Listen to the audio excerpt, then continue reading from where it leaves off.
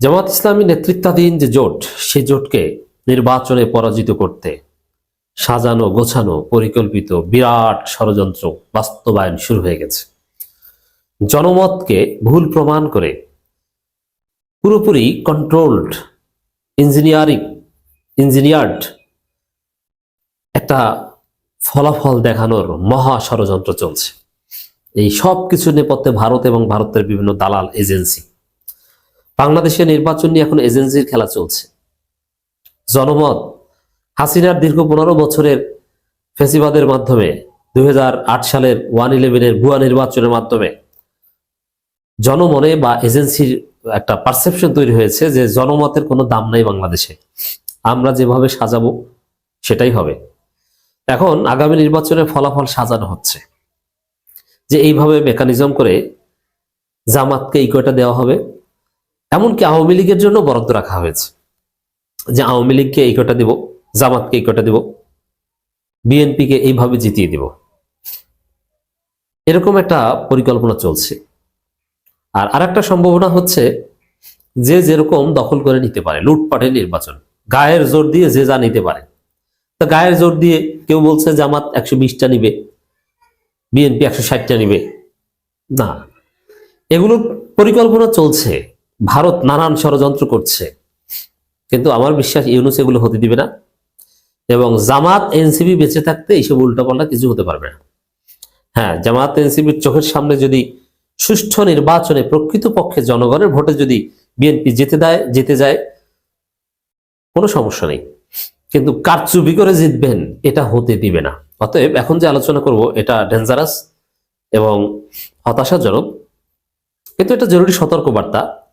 কিন্তু হতাশ হবেন না, কারণ এগুলো হবে না, এগুলো করতে দিবে না। এগুলো চেষ্টা চলছে, কিন্তু এগুলো মাটির সাথে মিশিয়ে দেওয়া হবে। কারণ there is Jamaat, there is NCP, there is Shibir, এটা হচ্ছে ফাইনাল।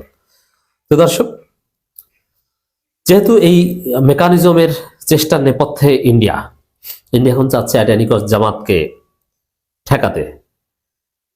এখন বাংলাদেশের জনমত দিবালোকে স্পষ্ট। মানুষ বিএনপিকে এখন অপছন্দ করে, বিএনপিকে চাঁদাবাজ মনে করে, বিএনপিকে দুর্নীতিবাজ মনে করে, বিএনপিকে জুলাই বিরোধী শক্তি মনে করে। মানুষ জামাত ইসলামীকে চায়, মানুষ নতুন কিছু চায়। সেই জায়গায় যদি পুরোপুরি, বিশেষ করে ডাকসুতে যা ঘটেছে, বিশ্ববিদ্যালয়গুলোতে জনমতের যে প্রতিফলন আমরা দেখেছি, এখন যদি সেই অবস্থার উপর দাঁড়িয়ে বিএনপিকে ভয়ানকভাবে জিতিয়ে দেওয়া হয়, এ তো কেউ বিশ্বাস করবে না। এখন বিশ্বাস করানোর জন্য ভারতের এজেন্সি পরিচালিত বিভিন্ন উইং অকল্পনীয় অনেক চেষ্টা করছে, যেটা অনেকটা হাস্যরসের সৃষ্টি হয়েছে, কিন্তু তারা করছে। এবং তারা যা করছে, তারা এই ষড়যন্ত্র করে অতীতে অনেক কিছু করতে পেরেছে, কিন্তু এখন আর পারবে না, কারণ এটা 5 আগস্ট পরবর্তী বাংলাদেশ। দেখেন 1991 সালে যারা বলেছিল, অনেকে বলেছিল, ভারতের দালালেরা 1991 সালে 92 সালে বলেছিল যে জামাত নেতাদের অমুক অমুকের ফাঁসি দেব। 2012-13 সালে 14 সালে এসে কিন্তু তাদের ফাঁসি হয়েছে। মানে এটা অনেক বড় কিছু। সেই 91 থেকে পরিকল্পনা করে এসে এক পর্যায়ে 2013-14 সালে সফল হয়েছে, যেটা 91 সালে ছিল অবাস্তব, অকল্পনীয়। তো এখন এই ভারতের এজেন্সি পরিচালিত দালাল গোষ্ঠী, প্রথম আলো, ডেইলি স্টার, এরা নানান অবাস্তব অকল্পনীয় কথা বলছে। কিন্তু হাসিনার পুরনো এস্টাবলিশমেন্ট থাকলে যেভাবে হোক ধীরে ধীরে ওগুলো, ওই অবাস্তব বিষয়গুলো সত্য হতো। কিন্তু যেহেতু এটা 5 আগস্ট পরবর্তী বাংলাদেশ, তরুণ প্রজন্ম জীবন দিতে শিখেছে এবং পুরো এস্টাবলিশমেন্টকে পরাজিত করতে এই প্রজন্ম শিখেছে, এই জন্য এটা পারবে না। খবর, বিএনপিকে 70%, জামাত ইসলামীকে 19%, এনসিপিকে 2.6% মানুষ ভোট দিতে চায়। এর মানে এই প্রথম আলো, ভারতের দালাল গোষ্ঠী জনগণকে জানাচ্ছে যে বিএনপির, বিশেষ করে তারেক রহমান আসার পরে এই খবরটা প্রচার করছে। মানে এটাই পরিকল্পনা যে তারেক রহমান আসবে, আসার পরে এটা বলা হবে। যে যদি প্রশ্ন করা হয় কেন হয়েছে এটা, যে তারেক রহমান এসেছে এই কারণে হয়েছে। বিএনপিকে 70%, জামাতকে 19%। কোনো পাগল ছাগল এটা বিশ্বাস করে? কোনো গৃহপালিত কুকুর তো এটা বিশ্বাস করবে না। যে এটা কি, কোনো সুস্থ মানুষ এটা বিশ্বাস করতে পারে না। এটা জরিপ, এটা বিএনপির পরিবারের মধ্যে স্যাম্পলিং বা এই রিসার্চ মেথোডোলজি, সার্ভে মেথোডোলজি নিয়ে অনেক কথা বলেছি। স্যাম্পলিং, স্যাম্পল সাইজ, আপনি কিভাবে স্যাম্পল করছেন, তারপর আপনার কোয়েশ্চেনারি, অনেক কিছু বিষয় আছে। কিন্তু বিএনপি পরিবারের মধ্যেও যদি জরিপ করা হয় যে বিএনপির নেতাদের, বিএনপির কেন্দ্রীয় নেতাদের স্ত্রী, সন্তান, নাতি নাতনি, শুধু স্যাম্পলিং এর মধ্যে এরা থাকবে, সাধারণ মানুষ কেউ থাকবে না, তারপরও এরকম ভোট হওয়ার কথা না। এহসানুল হক মিলনের বক্তব্য শুনেছেন, বিএনপি সাবেক শিক্ষা প্রতিমন্ত্রী, যে আমার কাছের লোক, আমি যাদেরকে প্রিন্সিপাল বানিয়েছি, আমি যাদেরকে চাকরি দিয়েছি, ইউনিয়ন পরিষদ সচিব বানিয়েছি, এই করেছি সেই করেছি, এখন দেখি সব জামাতের রোকন হয়ে গেছে। রিয়েলিটি এটা। বিএনপি পরিবার এখন জামাত, স্বামী বিএনপির সভাপতি, স্ত্রী মহিলা জামাতের সভাপতি, সভানেত্রী। এটা বাংলাদেশে অনেক জায়গার রিয়েলিটি। বাগেরহাট থেকে আমাকে সুনির্দিষ্ট তথ্যের ভিত্তিতে অনেকে জানিয়েছে যে ভাই, বিএনপি তার স্ত্রী জামাতের মহিলা ইউনিটের সভানেত্রী। আবার লক্ষ্মীপুরের একজনে বললো যে এই ঘটনা, বিএনপির সভাপতি স্ত্রী জামাতের সভাপতি, সন্তানরা শিবির করে ঢাকা বিশ্ববিদ্যালয়, অথচ বাপ বিএনপি নেতা। তো সেই জায়গায় বিএনপি 70%, জামাত 19%, এটা পাগলের প্রলাপ ছাড়া আর কিছুই নয়। এই জরিপে আমরা লাথি মারি, কেউ এই জরিপ বিশ্বাস করবেন না। এটা কারচুপি নির্বাচনের একটা পার্ট, এটা কোনো জরিপ না, এটা জরিপের নামে ষড়যন্ত্র। আমরা মানুষের সাথে মিশি, কথা বলি, আমরা দেখি না? আপনি জরিপ করেন। আমি তো বলেছি যে বিএনপির পরিবারের সদস্যদের মধ্যেও এই বাস্তবতা নেই যে 70% ভার্সাস 19%, আর চরমোনাই তো কোথাও নাই, সেটা ভিন্ন আলোচনা। অতএব দর্শক, এজেন্সি এভাবে সাজাচ্ছে যে বিএনপিকে নিরঙ্কুশ সংখ্যাগরিষ্ঠতা দিয়ে ক্ষমতা এনে দিবে ভারত, এবং জামাতকে অল্প কিছু ধরিয়ে দিবে, এনসিপিকে একটা দুইটা ধরিয়ে দিবে, চরমোনাইকে হয়তো বা একটাও দিবে না। এই কারচুপি সাজাতে যে এই জরিপ, তখন সাজানোর পর বলবে যে না, একেবারে ভিত্তিহীন কোথায়, তো জরিপ উঠে এসেছিল, বিএনপি এখন প্রচার করছে। আর এই জরিপগুলো আসছে কোন পত্রিকায়? ইনকিলাব, প্রথম আলো, বুঝতে পারছেন? একদম পিওর এজেন্সির দাবার গুটি যারা, তারা। প্রথম আলো তো একটু চালাক দালাল, চালাক ভারতের দালাল, আর ইনকিলাব হচ্ছে অশিক্ষিত মূর্খ ভারতের দালাল। এই ধরনের জরিপের উপর আমরা প্রস্তাব করি, থুতু ফেলি যে গণতন্ত্রের মধ্যে এইসব কীট পতঙ্গ, এগুলো কি? এইসব এই জরিপ কারা পরিচালনা করেছে, কারা টাকা দিয়েছে, কিভাবে স্যাম্পলিং করেছে, কতজনের কাছ থেকে প্রশ্ন উত্তর নিয়েছে, এগুলো খুঁজলে পাওয়া যাবে যে এটা কত বড় নোংরামি। বাস্তবতা কি? বাস্তবতা হচ্ছে বাংলাদেশে এই মুহূর্তে জামাতের ভোট অলমোস্ট 35%, বিএনপির ভোট, হ্যাঁ বিএনপির ফিক্সড ভোটার 10%-এর বেশি না। কিছু মানুষ তারেক রহমান আসার পর প্রশাসন, রাষ্ট্রযন্ত্র বিএনপির দিকে ঝুঁকে পড়েছে, এই কারণে বিএনপির লাইক করে। তারা অবশ্য সবাই স্বার্থ সংশ্লিষ্ট, কিন্তু সাধারণ জনগণ বিএনপির প্রতি নতুনভাবে কনভার্ট হয়নি। তাতে জামাত জোটের চাইতে বিএনপি জোট এখনো কমপক্ষে 10% পিছিয়ে আছে। আর সেখানে বানায় কি? বিএনপি 70%, জামাত 19%। জনগণ বা আপনারা যারা সোশ্যাল মিডিয়া আছেন, জনগণকে মন্তব্য করে বা বিভিন্নভাবে জানিয়ে দিন যে এইসব জরিপ যে ভুয়া, এগুলো ষড়যন্ত্র, এটা বুঝান। ডক্টর ইউনূসকে উপেক্ষা করেই সরকারের একটা অংশ বা রাষ্ট্রের একাংশ নজিরবিহীন অপ্রত্যাশিত ঘটনা ঘটিয়ে দিয়েছিল। ঘটনা ইউনূস টের পেয়ে অবশেষে জরুরি সিদ্ধান্ত নিচ্ছে, জরুরি উদ্যোগ। আমরা যে কথাটা বিভিন্ন আলোচনায় বলেছি যে হাসিনার এস্টাবলিশমেন্ট, ভারতপন্থী প্রশাসন, সেটা পুলিশে হোক, সিভিল অ্যাডমিনে হোক, আরো বিভিন্ন জায়গায় হোক, সেনাবাহিনীতে হোক, ডিজিএফআইতে হোক, তারা এখন বিএনপির কাঁধে ভর করে তাদের সুপ্রিমেসি, তাদের আধিপত্য ধরে রাখতে চায় এবং বাংলাদেশে মহা অঘটন ঘটাচ্ছে। ধীরে ধীরে সেই অঘটন তীব্র থেকে তীব্রতর হচ্ছে। ওসমান হাদিকে হত্যা করেছে তারা, এটা কোনো ব্যক্তি আওয়ামী লীগ করেনি, এটা প্রশাসনের সাথে জড়িত একটা অংশ। কিন্তু ইউনূস বিচার চাইতে পারেন না, বিচারের নিশ্চয়তা দিতে পারেন না। এরপরে জুলাই যোদ্ধা মাহাদিকে গ্রেপ্তার করে সফল হয়েছে। মাহাদি কিন্তু ছাড়ে নাই। এই পুলিশ, দালাল পুলিশ, হাসিনার পুলিশ, যারা এখন বিএনপির কাঁধে ভর করে তারা টিকে থাকছে, সেই হাসিনা বিএনপির পুলিশ, এটা জনগণের পুলিশ নয়, তারা মাহাদিকে কিন্তু ছাড়ে নাই, তারা কোর্টে পাঠিয়েছে, চালান দিয়েছে যেটাকে বলে। চালান দিতে পারাই তো তাদের কাজ শেষ, সফলতা শেষ। আর কোর্ট জামিন দেখে এটা তো তাদের কাজ না। এই ঘটনা ঘটিয়েছে। এরপরে জুলাই কন্যা সুরভির ক্ষেত্রে কি হয়েছে আপনারা দেখেছেন।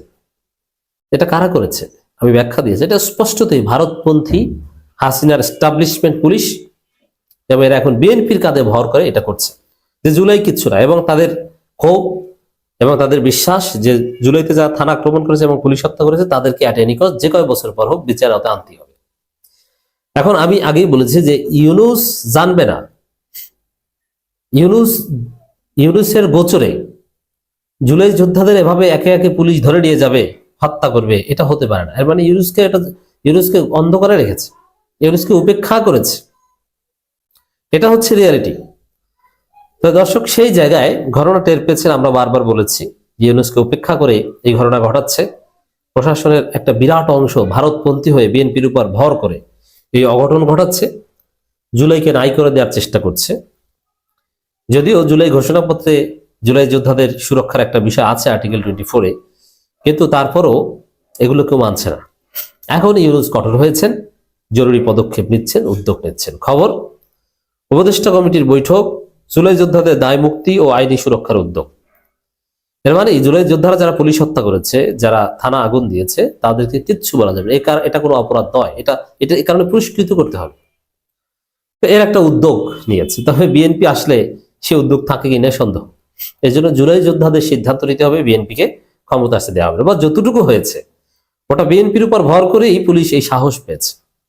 এবং যেসব পুলিশ এই মাহাদিকে আটক করেছে, বা যাদের কারসাজিতে মাহাদি আটক হয়েছে, কিংবা জুলাই কন্যা সুরভিকে এই হয়রানি করেছে, খোঁজ নিয়ে দেখেন এরা সবাই প্রো বিএনপি। বিএনপিকে ম্যানেজ না করে এটা কেউ সাহস করতো না। পুরো পুলিশ প্রশাসন এখন বিএনপির দালাল। জুলাই যোদ্ধাদের দায় মুক্তি ও আইন সুরক্ষা দিতে অধ্যাদেশ করার উদ্যোগ নেওয়া হয়েছে। অধ্যাদেশ মিন্স আইন, এবং এই আইন এটা উচিত ছিল গণভোটের মধ্যে দেয়া, যে এটা কেউ বাতিল করতে পারবে না। কিন্তু একটা পর্যায়ে বিএনপি এসে তো এটা বাতিল করবে।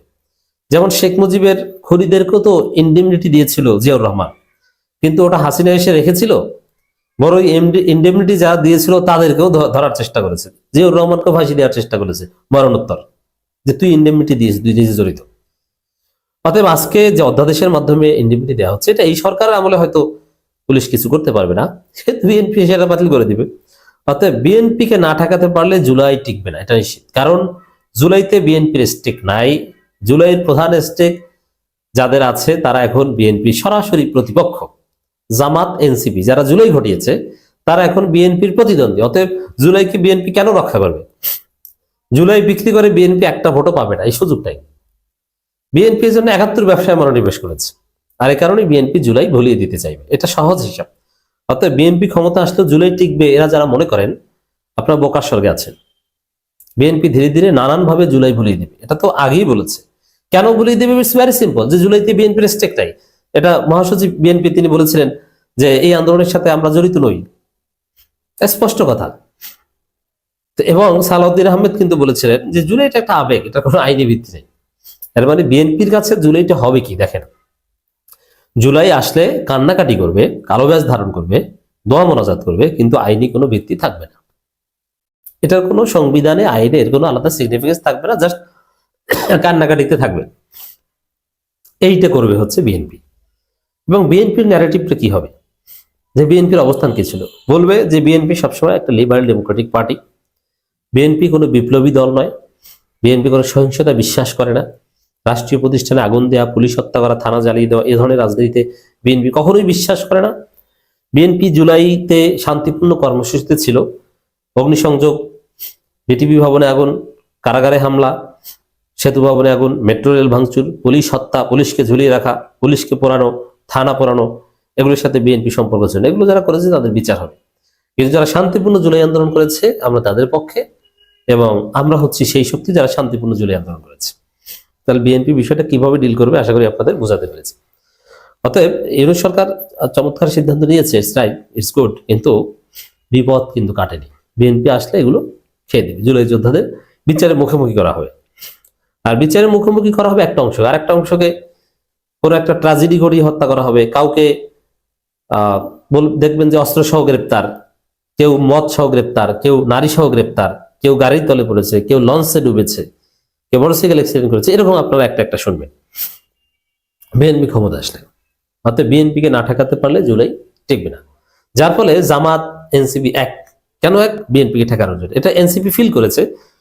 এনসিপি তো জামাতকে গালাগালি করতে কিছুদিন আগেও, তারপরে এখন এসে কেন এই উদ্যোগ নিল এই কারণে যে তাদেরকে বাঁচতে হবে। সূত্র জানায়, সাম্প্রতিক দুটি ঘটনাকে কেন্দ্র করে জুলাই যোদ্ধাদের দায় মুক্তি ও আইটি সুরক্ষা দেওয়ার বিষয়টি উঠে আসে। জুলাই যোদ্ধা পরিচয় দেওয়া তাহরিমা জান্নাত সুরভিকে গত 25 ডিসেম্বর এবং বৈষম্যবিরোধী ছাত্র আন্দোলনের হবিগঞ্জের সাধারণ সম্পাদক মাহাদি হাসানকে 3 জানুয়ারি গ্রেপ্তার করে পুলিশ। গ্রেপ্তারের একদিন পর মাহাদি ও 11 দিন পর সুরভি জামিন পান। আপনি চিন্তা করেছেন যে কি ঘটনা? 11 দিন পর, অর্থাৎ সম্পূর্ণ মিথ্যা মামলা। এটা সূক্ষ্মভাবে পরিকল্পিত, এটা ভারতের ষড়যন্ত্র। যে অফিসাররা করেছে যারা প্রত্যেকে ভারতপন্থী, আপনি খোঁজ নেন, ভারতের দালাল, এবং বিএনপিকে ম্যানেজ করে এটা হয়েছে। দায় মুক্তি কিভাবে হতে পারে তা নিয়ে বৈঠক আলোচনা হয়। সূত্র জানিয়েছে, বাংলাদেশের স্বাধীনতার পর যে কয়বার দায় মুক্তি দিয়ে আইন পদ্ধতি জারি করা হয়েছে তা পর্যালোচনা করা হয়। সবাই সিদ্ধান্ত 1971 সালে মুক্তিযুদ্ধের সময় পর্বের ঘটনার জন্য মুক্তিযোদ্ধাদের যেভাবে দায় মুক্তি দিয়ে অধ্যাদেশ জারি করা হয়েছিল, জুলাই যোদ্ধাদের সেভাবে দায় মুক্তি দিয়ে অধ্যাদেশ জারি করা যেতে পারে। এর আগে 4 জানুয়ারি বৈষম্যবিরোধী ছাত্র আন্দোলনের 3 দফা দাবি তুলে ধরে। এর মধ্যে জুলাই গণঅভ্যুত্থানে অংশগ্রহণকারী ছাত্র শ্রমিক জনতাকে 2024 সাল 1 জুলাই থেকে 8 আগস্ট পর্যন্ত পরিচালিত সব কর্মকাণ্ডের জন্য দায় মুক্তি দিয়ে 24 ঘন্টার মধ্যে অধ্যাদেশ জারি করতে হবে। সত্য জানা এ দাবি গুরুত্ব দিয়ে বিবেচনা করা হয় উপদেষ্টা কমিটির বৈঠকে। এটাই করতে হবে, না হলে কেউ বাঁচবে না। এবং এটা নন অ্যামেন্ডেবল করতে হবে, এটা বাতিল অযোগ্য করতে হবে। বাতিল অযোগ্য করতে হলে তো আপনার গণভোটে ঢুকানোর উচিত ছিল। এখন সেটা যেহেতু হয়নি, বিএনপি আসলে বাতিল করতে পারে। তবে এখানে জনগণ যদি সোচ্চার থাকে, যারা এই অধ্যাদেশ বাতিল করবে তাদের বিরুদ্ধে তীব্র আন্দোলন করতে হবে, এইভাবে এটা রক্ষা করতে হবে।